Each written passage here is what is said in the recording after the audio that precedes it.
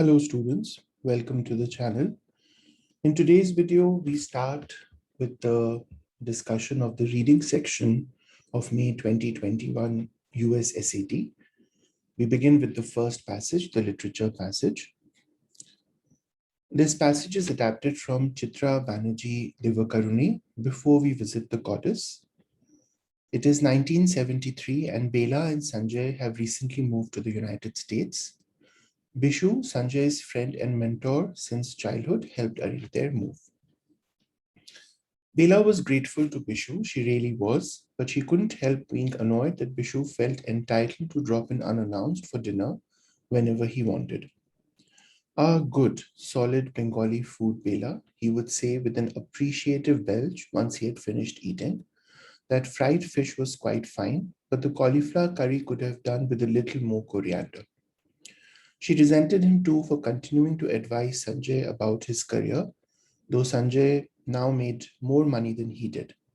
She hated how, at such times, Sanjay, though otherwise masterful, just last week he had fought with a neighbor who had parked in their spot, making him remove his car, regressed into a teenagerish deference. Yes, Bishuda, you are right. Bishuda, I should be careful about what I say to my supervisor. Okay, so the passage, as the blurb tells us, is about a couple who have moved to the US in 1973, and this move has been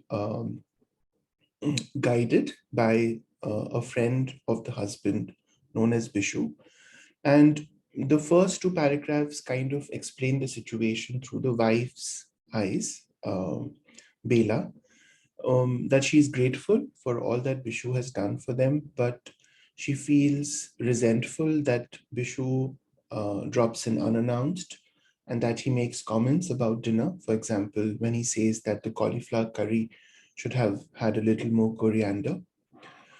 She also resents him for advising Sanjay about his career, and for especially because Sanjay seems to listen to him. Sanjay is deferential towards Bishu, and that's something Bela doesn't quite understand.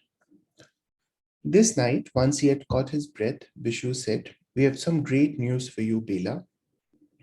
Bela looked at her husband. "Why?" she asked in wordless husband-wife code. "Didn't you tell me this great news? Why do I have to hear it from a stranger?" "Bishuda isn't a stranger," he quoted back with a frown. "You tell her, Shonu," Bishu offered regally. A boyish grin split open Sanjay's face. "We are buying a house." The words swooshed around in Bela's head like wild birds. That was her secret dream, a house of her own. She had lived in a house only once in her childhood, a magical sprawling place in Assam with giant hydrangea bushes that leaned up against the walls. Her father was still alive then. She remembered walking with him in the mango grove, gathering golden fruit from the ground.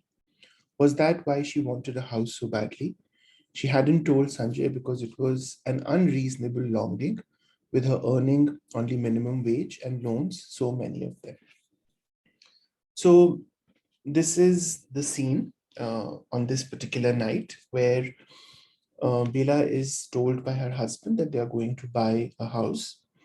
And this is something that she has always longed for, but a longing that she has kept to herself because she associates a house with the memory of her father, who is no longer alive.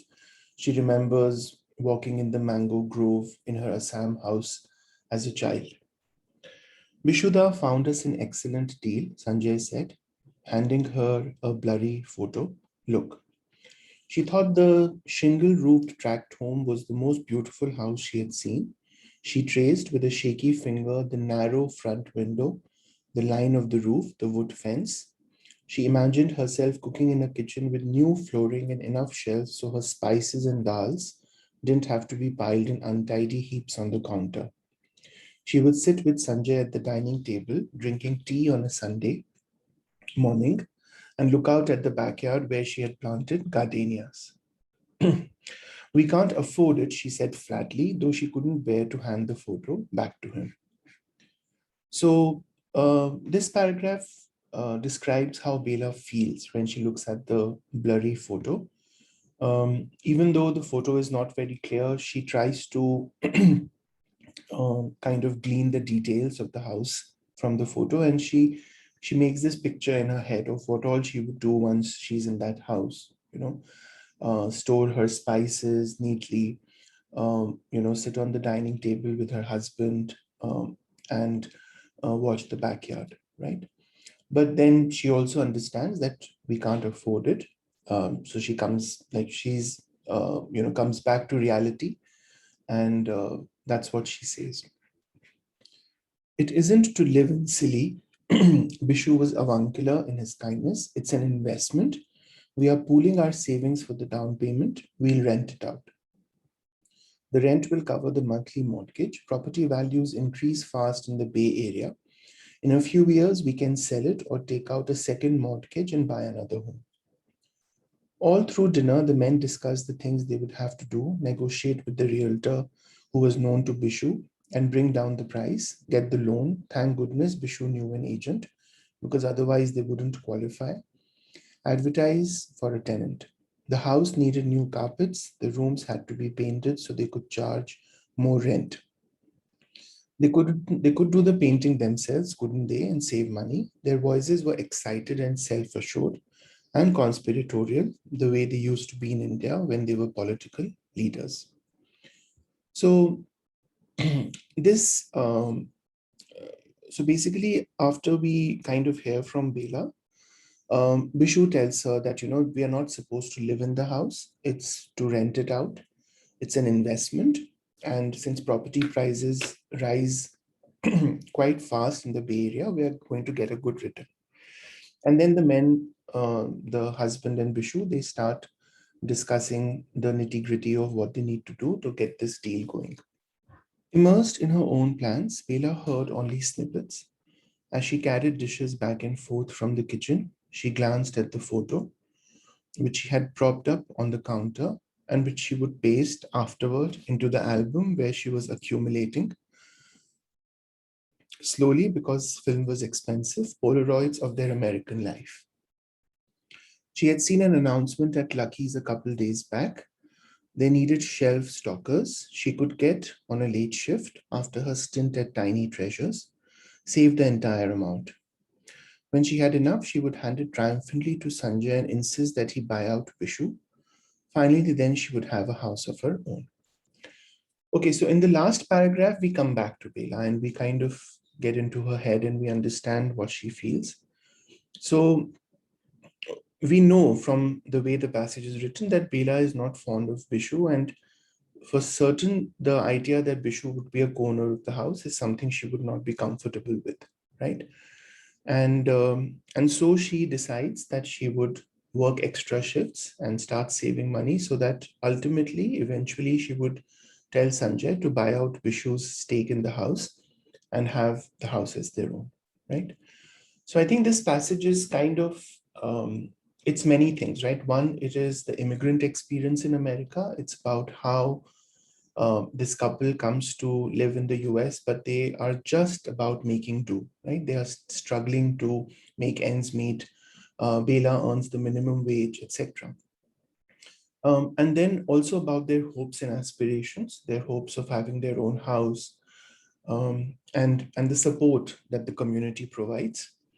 And not just that, it's also about the personal, the relationships between members of the community and how those relationships are not as simple as one would expect. Like, for example, here, even though Bela is grateful to Bishu, she does resent him. Okay, so let's get to the questions. Yeah, 1 second. Okay, the narrator indicates that Bela perceives Sanjay as yielding too readily to Bishu's guidance in professional matters, showing too little ambition to move forward in his profession, choosing to be somewhat secretive about his plans for the house, allowing Bishu to distract him from important chores at home. So this is option A, right? Because we know that in these lines, it is very clearly given that even though Sanjay can be straightforward with others, with Bishu, he is quite deferential and he yields to him on professional matters. Question 2, which choice provides the best evidence for the idea that Bela is able to quickly communicate her feelings to Sanjay? So that should be these lines, right, where they talk about the husband-wife code. So line 20 to 24, right? These lines that, when Bishu says that they have some great news, then Bela is able to communicate with Sanjay without speaking a word, right? So Bishu's remarks concerning Bela's cooking primarily serve to highlight the extent to which Bela depends on him for advice, demonstrate the freedom he feels in his friend's home, suggest that he lacks refinement in his manners when eating, indicate that he has fond memories of Bela's cooking in India. So it's C, right? Because we know that Bishu comes unannounced for dinners, and the fact that he's fed, he's provided a meal, is something that he should be grateful for, and yet he tends to find mistakes in the cooking, right? He says that the cauliflower curry could have had more coriander. So that indicates that he lacks refinement in his manners, right? Is it the fact that he lacks refinement in his manners, or is it to indicate the freedom that he feels? Yeah, so see, it's not A and it's not D, right? Bela doesn't depend on him for advice. Bela actually resents him, and we don't know about his memories of Bela's cooking, right? We don't know that. I think it would be B, right? Because you wouldn't be able to say such a thing unless you felt truly free in their house, right? Yeah, so I think C does make a good answer to an extent, but I don't think it's about refinement in manners when eating, right? It's more about being thoughtful, right? So I think C is not worded very well, right? So it's B. I think B is a better answer. The comparison in lines 28 to 29 has the main effect of, so what is the comparison there? The words swooshed around in Bela's head like wild birds. Okay, so this is when she learns about the house from Sanjay, hinting at Bela's excitement at the prospect of living in the countryside, conveying Bela's immediate suspicion of Bishu's motives, representing Bela's anxiety that her hopes will never be realized, highlighting the intensity of Bela's unexpected joy, right? So it is D because we know that she has this really emotional connection with the idea of a house of her own because of her memories of her father. And so, the fact that Sanjay talks to her about buying a house, that is intense joy for her, right? So D is a good answer. It's not about living in the countryside, right? That's not something the passage brings up. So A is out. And that paragraph is not about her suspicion or her anxiety about the hopes not being realized. It can reasonably be inferred from the passage that Bela's initial thoughts about Sanjay's announcement are prompted by her memories of a cherished time in the past, knowledge that her father would approve of her owning a house, longing to return to the security of her childhood, skepticism regarding Bishu's skills as a businessman. So it's A, right? Because if you look at the first reaction that she has, it's about memories of the time that she spent in Assam in the house with her father and spending time in the mango grove, right? So that is what the first reaction is. It is the memories of a cherished time. Her father is no more, so her father can't approve of her owning a house. This is an extreme option. We don't know if it's a longing to return to the security of her childhood. So that's not something the passage indicates. And D is not her first reaction. As used in line 37, unreasonable most nearly means. So if you go to 37, yeah, she hadn't told Sanjay because it was an unreasonable longing, with her earning only minimum wage and loans, so many of them. So this is about her longing for a house and how she had not shared that with Sanjay because she thought it was unreasonable. So it was unrealistic, right? It was not something that could be turned real, because they didn't earn a lot, there were loans, etc. So it was an unrealistic longing. It's not about moody or unusual, it or excessive, right? It's the longing is not unusual. The longing to own a house is quite natural, except that in her case it was unreasonable because it was not realistic. According to the passage, Bela objects to the plan of buying a house because, so she says here, right, we can't afford it. That's the first words that she says when she looks at the picture of the house. Bishu will probably want to live in the house too. The house in the photograph does not resemble her childhood home. She resents that Bishu made the decision without first consulting Sanjay. She and Sanjay lack the necessary funds, right? So her first reaction is the fact that they can't buy this house because they don't have the funds. This is before Bishu tells her that it's a joint possession and they are not going to live in it. They're going to rent it out. So her initial objection is because of lack of funds. It can reasonably be inferred from the passage that Sanjay and Bishu believe their chances of purchasing a house will be helped by their willingness to make repairs to the house themselves, the strength of the real estate market where they live, Bishu's connections within the local business community, the skills both men developed as political leaders in America. So I think it's C, right? This is a good question because all four options are alluded to in that paragraph. But the chances of purchasing a house are helped by Bishu's connections because it says here,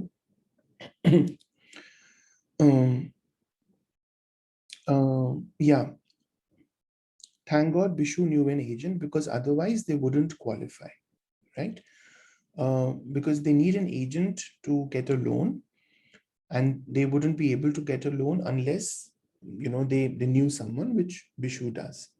So that is why their purchase is going to be furthered by Bishu's connections. The fact that they make repairs to the house themselves will bring down costs, but that doesn't affect the chances of purchasing the house. Again, the strength of the real estate market, the Bay Area will increase their investment, but it doesn't affect their chances of purchase. And the skills they developed is given in reference to how they talk. They are excited about this. So again, it doesn't really uh, reflect on their chances of purchase. So I think this should be line 63 to 66. 61 to 66, right? They discuss the things. Yeah, so the realtor is known to Bishu, so all of that, right? So 61 to 66. What is the main purpose of the last paragraph of the passage? To describe how Bela's preoccupation with her thoughts keeps her from sharing the other's excitement. To provide a concrete example of Bela's ability to save money by limiting costly luxuries. To explain why Bela's resentment about Bishu's interference begins to outweigh her gratitude for his generosity. To outline Bela's emerging strategy for achieving her dream to live in her house. So it's D, right? Because the purpose of that paragraph is to outline a strategy, the strategy of her working extra shifts to save money in order that they may buy out Bishu's stake ultimately, right? So it's a strategy for achieving that dream, her dream of living in her own house. So the preoccupation does not keep her from sharing the excitement. I think she is perhaps the one who's the most excited because of this emotional connection that she has to a prospective house, right? So A is out. It's not about giving an example of how she can save, it's about where that example leads, right? So it's about the strategy that she's developing to explain why Bela's resentment outweighs her gratitude. No, so that's not it, because in fact, she wants to buy out Vishu's take. Okay, so that was the literature passage. Let's grade our answers for reading. Questions 1 to 10. Okay. A, C, B, D, A, C, B, D, A. And then we have, 1 second, B, D, C, B, D. B, D, C, B, D. Okay, so we got all correct. Right, so that was the literature passage of the May 2021 US SAT. Hope this exercise was useful. If it was, hit like and subscribe to the channel. Check back later for solutions to the other passages, other reading passages of this test. I'll see you guys then. Take care. Bye-bye.